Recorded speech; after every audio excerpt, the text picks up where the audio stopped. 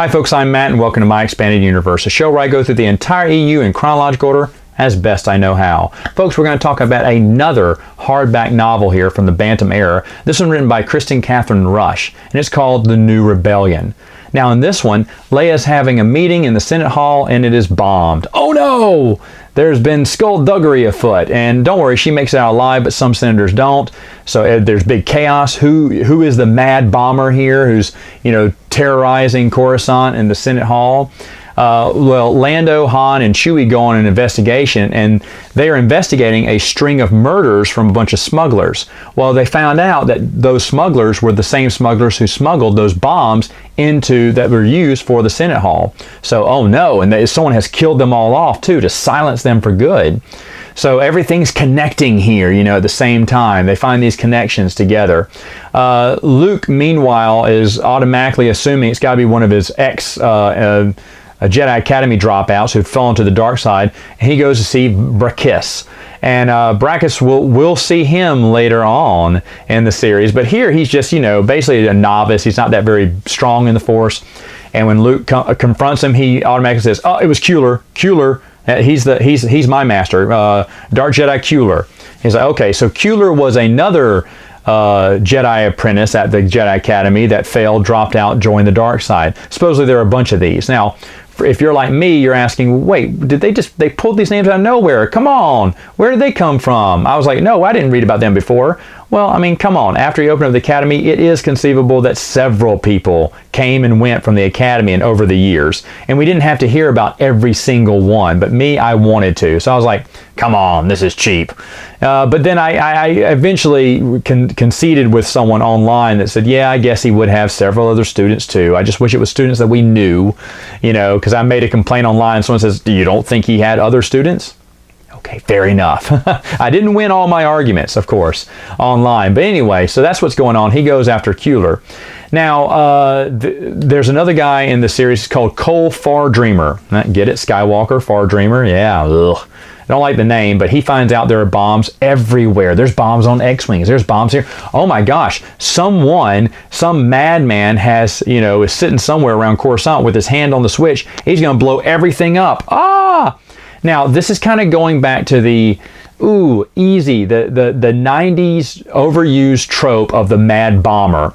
We saw this in movies like Speed a lot, where they had their hand on the trigger and they just happen to have bombs in all the right places, right? Or Die Hard 3, they had bombs in different places of the city that were going to go off at certain times if you don't stop them or defuse the bomb. So there's a lot of bomb stories going around in the... And there are a lot of bombings going around in the late 90s too. So bombings were a big deal. That was a big crisis that we were dealing with in real life or in Hollywood fiction. And so Kristine Kathryn Rusch said, hey, why don't we make a bomb-threatening story here? Except, it's a Dark Jedi holding the trigger. Makes sense, right? And it does in a way, because Kueller's got it.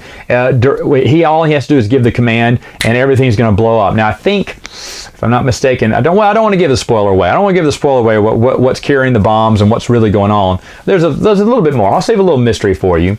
But anyway, he's got his finger on the trigger. He's ready to let it go if Luke doesn't confront him. And then eventually, Leia and Han and the whole gang are going to appear on the planet to save Luke just in time, because they're going to get some Yalsamari. Put it on Kueller's like, what? He's so confused because he never knew about Yalsamari.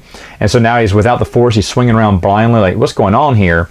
And Leia eventually is the one that's going to kill him. She just shoots him with a blaster. Come on, Leia, you were just recently fighting a lightsaber with a Hutt here. Well, you're going to use a blaster? How uncivilized. Either way, I don't mind. I actually enjoyed that Leia's the one that gets the kill. Leia's the one that gets to do the kill off the big baddie, and not Luke this time. Kristine Kathryn Rusch.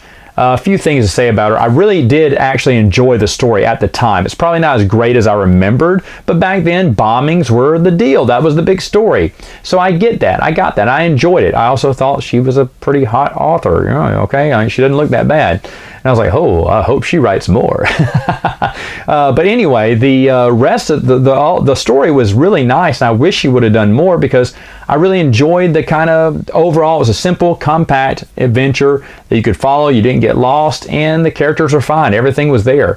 I know that she was primed, supposedly, to write a lot more within the expanded universe, and then something happened, and they ended up not using her anymore, which is sad, because I think she did a great job with New Rebellion and would have done a great job with even more novels in her hands or more stories. But unfortunately, we didn't get that. Now, I'm wondering, because I know she and Kevin J. Anderson knew each other and they were friends.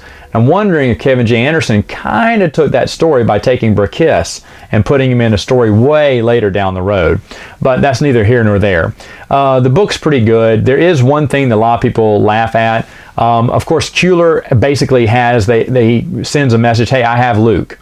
You know, like, if you don't step down from the New Republic and, you know, surrender your position, I'm going to kill him. And so she immediately steps down. And people are like, whoa, wait. Remember that time when Black Fleet Crisis happened and Han got captured and she wouldn't stand down? Why is she now standing down for Luke, huh? Oh, it's my brother? Oh, okay. Han? Oh, he's my husband. You can kill him. I don't know. I think Pablo Hidalgo mentions in his Reader's Companion that it could be that she's just tired. She's just so tired of leading the Republic. And this is the last straw. Fine, you want me to step down? I'll step down finally. But Kueller is the same type of terrorist and tyrant that Neil Spar is too. So that is a legitimate question, but I'm going to go with Pablo's excuse there is just after so many years as chief of state, she's just fed up. Says, here, my Mothra, you can have this. I am done. Oh, I'm so done. And to be honest, a lot of the times Leia's been, you know, most of her adventure has been happening in the Senate here. So I think it's time to, you know, break her out and give her a fresh start somewhere else.